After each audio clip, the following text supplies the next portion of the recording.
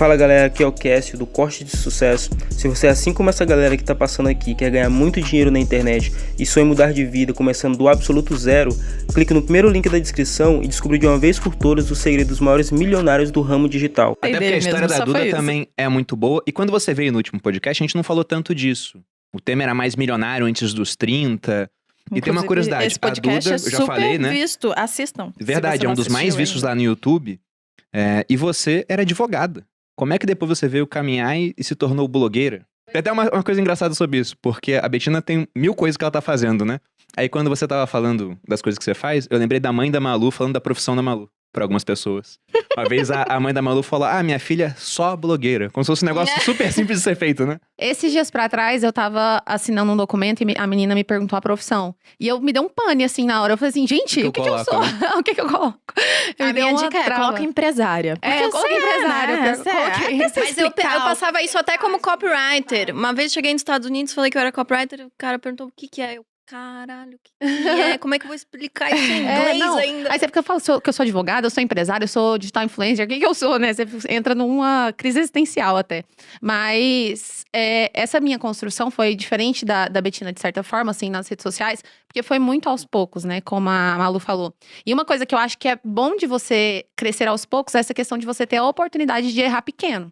Então, por exemplo, você vai fazer uma live, vamos supor, fazer uma live. Você errar fazendo uma live pra 10 pessoas é diferente de você errar fazendo uma live pra 10 mil. Então é legal você ter essa questão da construção, por exemplo, stories. Eu era péssima pra gravar stories no início, era muito ruim. Inclusive, eu sou uma pessoa bem introspectiva, introvertida, né? Então, eu não tenho essa facilidade de comunicação, como algumas pessoas têm a impressão que eu tenho. Mas foi uma coisa que eu fui construindo aos poucos mesmo, de acordo com o que eu ia crescendo e aprendendo a lidar com essa coisa do digital. Eu cheguei aqui em São Paulo e, por exemplo, no aeroporto, um menino me parou e falou: eu te reconheci pela cor da unha. E na hora… Caraca! E eu falei assim, legal. Essa unha é da Duda Vieira que eu conheço.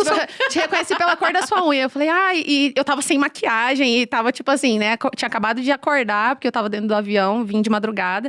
E aí, tipo, me bate tem uma hora que eu tenho que falar assim, peraí, a Duda Vieira agora. Sabe? Tipo assim, agora eu sou a Duda Vieira. Aí você tem que meio que encarnar ali e falar assim, não, pera, eu sou digital influencer, essa pessoa me conhece, por mais que eu não conheça ela. É igual a Bettina falou, né? Eu te conheço intimamente. Que eu falo cada coisa. Mas ainda é melhor você pega com sono no aeroporto do que você pega bêbada. Com certeza. Nossa, porque a gente já virou influenciador, a gente já era o quê? Casados, né? Já era mais vida louca. A juventude já tinha passado. Mas eu comecei mesmo, assim, por conta… eu comecei quando eu tava no final da faculdade, ali no final de 2018, meio de 2018. Quando eu tava no último período. E eu percebi que eu estava… Qual é a sua idade, Duda, só pra saber? Eu tenho 25. 25, você tem quanto, Bettina? 24. 24? Eu tenho 29, eu sou um velho já. Nossa, 29, eu sou o mais velho da mesa. Tenho 33. Já é um tiozão do digital, né? Mas por favor, Duda, continue. Eu comecei então, eu tava ali no final da faculdade. E eu comecei a perceber que eu iria me formar e eu não tinha ninguém na minha família que era advogado, que tinha escritório. Eu não tinha como ter certeza de que eu seria contratada no escritório que eu trabalhava na época. E eu comecei a pensar, né? Lá em Goiânia. Em Goiânia, é isso. E eu falei, gente, eu vou me formar. Nem as pessoas que me conhecem sabem que eu quero ser advogada. Porque na maioria das vezes, quando você entra no direito, a pessoa já presume que você quer fazer concurso público. E eu já tinha decidido que eu não queria fazer concurso. Ainda mais tão próximo de Brasília, né? Uma influência muito exatamente. grande. Lá em Goiânia tem muito essa mentalidade, assim. Você entra na sala de aula, né, no primeiro período, o professor pergunta quem quer concurso e 90% das pessoas levantam a mão.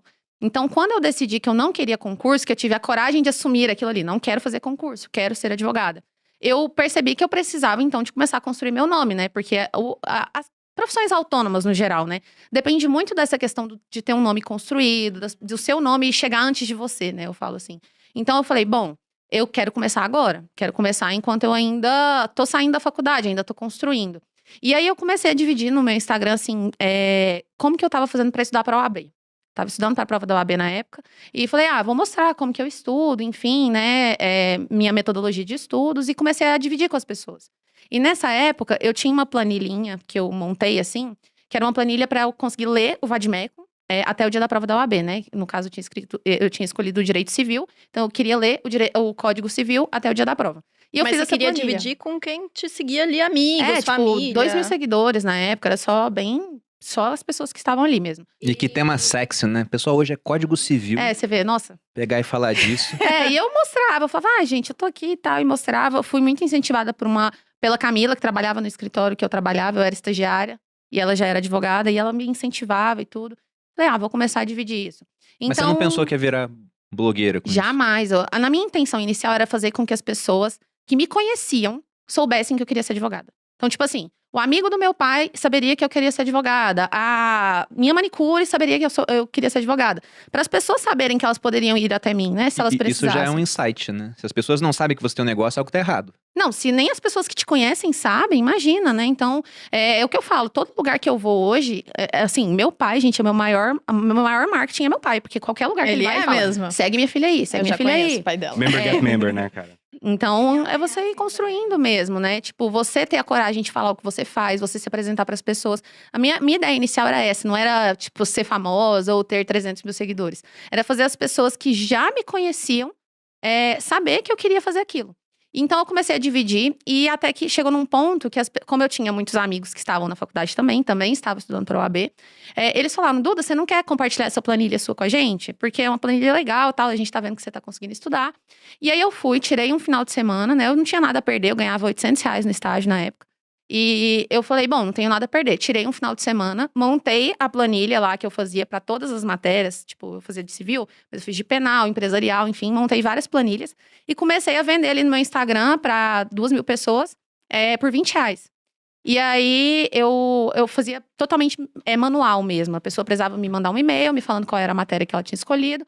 Eu mandava a minha conta, depois ela me mandava o comprovante e eu mandava pra ela a planilha. E pra sua surpresa, vendeu, né? E vendeu, tipo assim, alguns cursinhos de Goiânia compartilharam a ideia e tal. E assim, eu comecei a fazer R$500 por mês vendendo as planilhas. E pra mim tava incrível, porque eu ganhava R$800 no estágio. Gente, eu descobri o Brasil aqui agora. Maravilhoso, eu tô ganhando dinheiro com isso aqui, né? Com 2.000 seguidores. Então, até é legal, porque tem gente que acha que você tem que ter muitos seguidores pra começar a vender. Que você tem que ter 10.000 seguidores pra ter o arrasta pra cima. E colocar um link ali. E você também tem a oportunidade de você ir melhorando o seu produto. E melhorando a sua entrega, né? Mas foi isso, eu fui fazendo essa construção. Até que eu comecei a estudar muito sobre marketing pra aplicar na minha vida enquanto advogada. Então, assim, como eu queria ser conhecida como advogada, eu comecei a estudar marketing e aplicar para as pessoas me conhecerem. Então, comecei a ser convidada para eventos da OAB, comecei a ser conhecida, fazer várias parcerias, um networking forte com 1 ano de formada. E as pessoas começaram a reparar nisso, né? Tipo, Duda, como que você tá fazendo isso, né? Poxa, você tem 1 ano de formada, você já tá aí sendo convidada, a OAB é um ambiente restrito, e a galera me conhecendo e me convidando e tal. E até que eu falei, bom, me caiu a ficha que eu estava estudando mais sobre marketing do que sobre direito. Eu estava gostando mais de estudar sobre marketing do que sobre direito. E aí, as pessoas me procurando para aprender a fazer isso. E até que eu tive que tomar uma decisão, né? No ano de 2020, na verdade, eu vivi uma vida dupla. Porque eu era a Duda advogada e eu era a Duda marqueteira. E eu dividia isso mesmo, assim. Porque no escritório que eu trabalhava, era proibido, assim, mencionar o escritório. Meu chefe é muito tradicional, então ele falava, olha, Duda, você posta o que você quiser, mas você não menciona o nome do escritório. Era muito assim. E engraçado, né? Que era um marketing gratuito. Que nem chegar pro super-homem e falar, cara, você não pode usar a sua visão de raio laser ou voar. Exatamente. O cara tem um superpoder e não podia usar. Imagina o tanto de cliente que você poderia adquirir pro escritório. Você vai fazer só isso agora. Os clientes que vinham pra mim, assim, foi o que a Empíricos através fez do contigo, sabiamente, né? Bom, agora você tem superpoder, vamos usar esse negócio. Exatamente, foi o que eles aproveitaram, né? Mas no meu caso, não. Por exemplo, os clientes que vinham até mim através do Instagram eram só meus. Não tinha vínculo com o escritório, né? Então, eu dividia isso mesmo. Eu tinha que dividir, porque no ambiente que eu trabalhava ali, não era algo a se explorar. É um mundo muito tradicional, né? É muito tradicional mesmo. Meu pessoal chefe já muito tinha um nome engessado. construído. Então, ele não queria. Assim, ele queria manter o nome do escritório escondido mesmo. E aí, eu ia dividindo, assim. Durante o ano de 2020, eu gravava aulas, assim, das 5 da manhã às 8, porque 8h30 eu tinha que estar no escritório. Minhas reuniões com a minha equipe de marketing, a equipe de lançamentos, eram todas a partir das 8 horas da noite, porque era o horário que eu tinha. E eu fui dividindo até que eu realmente larguei o direito. Tipo assim, foi um processo interno também, porque eu sou uma pessoa muito segura, assim, muito estável. Então, eu não sou aquela pessoa que chuta o pau da barraca e, tipo assim, né, agora vamos fazer.